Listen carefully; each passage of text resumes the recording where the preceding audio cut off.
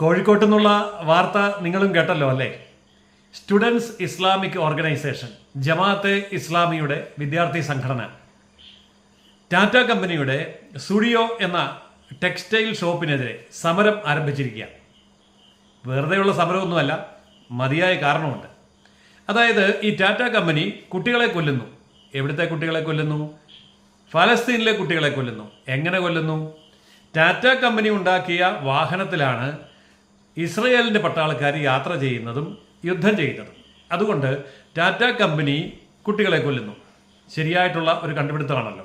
അപ്പോൾ അതിൻ്റെ അടിസ്ഥാനത്തിൽ ടാറ്റ കമ്പനിയുടെ ഉടമസ്ഥതയിലുള്ള സ്റ്റുഡിയോ എന്ന് പറയുന്ന വസ്ത്ര നിർമ്മാണ ശാലയിലേക്ക്, വസ്ത്ര വിതരണ കേന്ദ്രത്തിലേക്ക് ഒക്കെ SIOയുടെ വലിയ പ്രകടനം.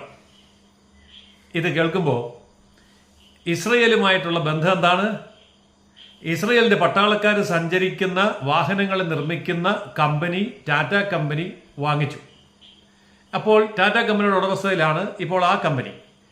അപ്പോൾ ലാൻഡ് റോവർ എന്ന് പറയുന്ന ആ വാഹനത്തിലാണ് ഇസ്രയേലിൻ്റെ പട്ടാളക്കാർ സഞ്ചരിക്കുന്നത്. ഇതാണ് ഒന്നാമത്തെ കാര്യം. രണ്ടാമത്തെ കാര്യം എന്താ? ടാറ്റ കമ്പനിയുടെ ഡിഫൻസ് ഡിവിഷൻ ഉണ്ടാക്കുന്ന ഉപകരണങ്ങൾ, ആയുധങ്ങൾ, ഇതൊക്കെ ഇസ്രയേൽ സഹകരണത്തോടു കൂടിയാണ് നിർമ്മിക്കുന്നത്. അപ്പോൾ അത് രണ്ടാമത്തെ കാരണം. മതിയായ രണ്ട് കാരണമുണ്ട്, അല്ലാതെ വെറുതെ ഒന്നും SIO സമരം ചെയ്യുന്ന സംഘടനയല്ല. അങ്ങനെയെങ്കിൽ SIOയോട് നമ്മൾ ചോദിക്കേണ്ട ഒരു കാര്യമുണ്ട്. വളരെ നേരിട്ട് കേരള ഗവൺമെൻറ് ഇസ്രയേലുമായിട്ട് സഹകരിക്കുന്നുണ്ട്. കേരള സ്റ്റാർട്ടപ്പ് മിഷൻ എന്ന് പറയുന്ന കേരളത്തിൻ്റെ പദ്ധതി ഇസ്രയേൽ ഗവൺമെൻറ്റുമായി നേരിട്ട് സഹകരിക്കുകയാണ്.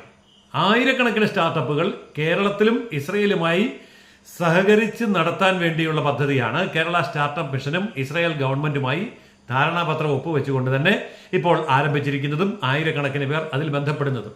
അപ്പോൾ കേരള ഗവൺമെന്റിനെതിരെ സമരം നടത്തേണ്ട SIO തീർച്ചയായിട്ടും സമരം നടത്തുമായിരിക്കും എന്ന് നമുക്ക് പ്രതീക്ഷിക്കാം. വിപ്രോ കമ്പനി, അസിം പ്രേംജി, ആൾ മുസ്ലിമാണ്, ഇന്ത്യക്കാരനാണ്. ഇസ്രായേലിലെ ഏറ്റവും കൂടുതൽ ബിസിനസ്സുകളും വ്യവസായങ്ങളും ടൈപ്പോട് കൂടി നടത്തുന്ന ഇന്ത്യൻ വ്യവസായിയും ബിസിനസ്സുകാരനുമാണ് അസിം പ്രേംജിയുടെ വിപ്രോ കമ്പനി. ആ വിപ്രോ കമ്പനി ഉൽപ്പാദിപ്പിക്കുന്ന ഉൽപ്പന്നങ്ങളാണ് കേരളത്തിലെ എല്ലാ സൂപ്പർ മാർക്കറ്റുകളിലും വിൽക്കുന്നത്. നിങ്ങൾക്കറിയാം, സന്തൂർ സോപ്പ്, ചന്ദ്രിക സോപ്പ്, അതുപോലെ യാഡ്ലി പോലെയുള്ള മറ്റ് സൗന്ദര്യവർദ്ധക, അങ്ങനെ ഇഷ്ടം പോലെ സോപ്പുകളും സാധനങ്ങളും എല്ലാം ഉണ്ട്. ബ്രാഹ്മിൻസ് പിക്കിള് വരെ ഈ പറഞ്ഞ വിപ്രോയുടെ ആണ്. എന്തിനേറെ നിറവറ കർണൻ, നിറവറ അരി, ഇതും വിപ്രോയുടെയാണ്. അപ്പോൾ ഇതൊക്കെ നമ്മൾ SIOയുടെ നിർദ്ദേശപ്രകാരം അടുത്ത ദിവസം തന്നെ ബഹിഷ്കരിക്കേണ്ടി വരും എന്ന് മറക്കരുത്. അതുപോലെ നമ്മുടെ ലുലു ഗ്രൂപ്പ് ഉണ്ടല്ലോ, ലുലു മാൾ, ഈ ലുലു ഗ്രൂപ്പ് ഇപ്പോൾ ഇസ്രായേൽ ഗവൺമെന്റുമായി ചർച്ച നടത്തിക്കൊണ്ടിരിക്കുകയാണ്. ഇസ്രായേലിലുടനീളം ലുലു മാളുകളും അതുപോലെ സ്റ്റോറുകളും തുറക്കാൻ വേണ്ടി.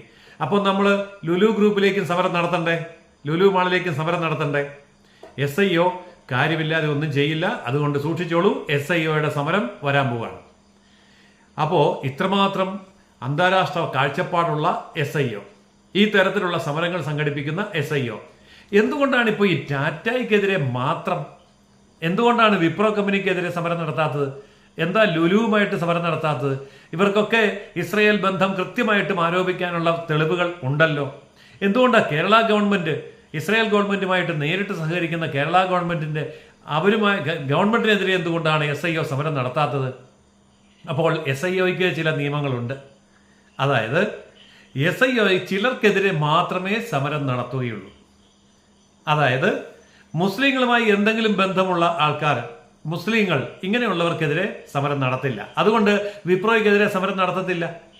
ഇസ്ലാമിക തീവ്രവാദികൾക്ക് ഷെൽട്ടർ ഒരുക്കി പാലും തേനും എല്ലാം കൊടുത്ത് അവർക്ക് പട്ടും വളയും ആദരവും കൊടുക്കുന്ന കേരള ഗവൺമെന്റിനെതിരെ SIO സമരം നടത്തത്തില്ല. അപ്പോൾ ഈ പറഞ്ഞ ലുലു ഗ്രൂപ്പിനെതിരെ, അത് ഞമ്മന്റെ ആളാണല്ലോ, SIO സമരം നടത്തത്തില്ല. പിന്നെ നമ്മളുമായിട്ട് ഒരു ബന്ധമില്ലാത്തത് കൊണ്ട് ടാറ്റയ്ക്കെതിരെ സമരം നടത്താം. അങ്ങനെയാണെങ്കിൽ SIOയുടെ സുഹൃത്തുക്കളോട് എനിക്ക് പറയാനുള്ളത്, ഈ ഇന്ത്യയിലെ പാസ്പോർട്ട് ഉണ്ടല്ലോ, അത് അച്ചടിക്കുന്നതും അതിൻ്റെ സർവീസ് നടത്തുന്നതും അതിൻ്റെ എല്ലാ കാര്യങ്ങളും ഈ പറയുന്ന ടാറ്റ കമ്പനിയാണ് ചെയ്യുന്നത്. അതുകൊണ്ട് SIOയുടെ ആരും വിദേശത്ത് പോകാൻ വേണ്ടി ഇന്ത്യയുടെ പാസ്പോർട്ട് ഉപയോഗിക്കരുത്. കാരണം അത് മൊത്തം ടാറ്റ കമ്പനിയാണ് കൈകാര്യം ചെയ്യുന്നത്. ഇങ്ങനെ പറഞ്ഞു പോയാൽ ഒത്തിരി കാര്യങ്ങളുണ്ട്. നമ്മൾ പറക്കുന്ന വിമാനങ്ങൾ, എയർ ഇന്ത്യയുടെ വിമാനത്തിലൊന്നും ഇനി SIOക്കാർ കയറരുത്. ഇങ്ങനെ ഒത്തിരി കാര്യങ്ങളുണ്ട് ടാറ്റയുമായി ബന്ധപ്പെട്ടത്. അപ്പോൾ ഈ എന്തൊക്കെ രീതിയിലുള്ള നീക്കങ്ങളാണ് ഈ ജമാഅത്തെ ഇസ്ലാമി നടത്തുന്നത്? ജമാഅത്തെ ഇസ്ലാമിയുടെ ഒരു ബുദ്ധിയെ ഭയങ്കരം തന്നെ, SIOയുടെ ബുദ്ധി അതിലും ഭയങ്കരം തന്നെ.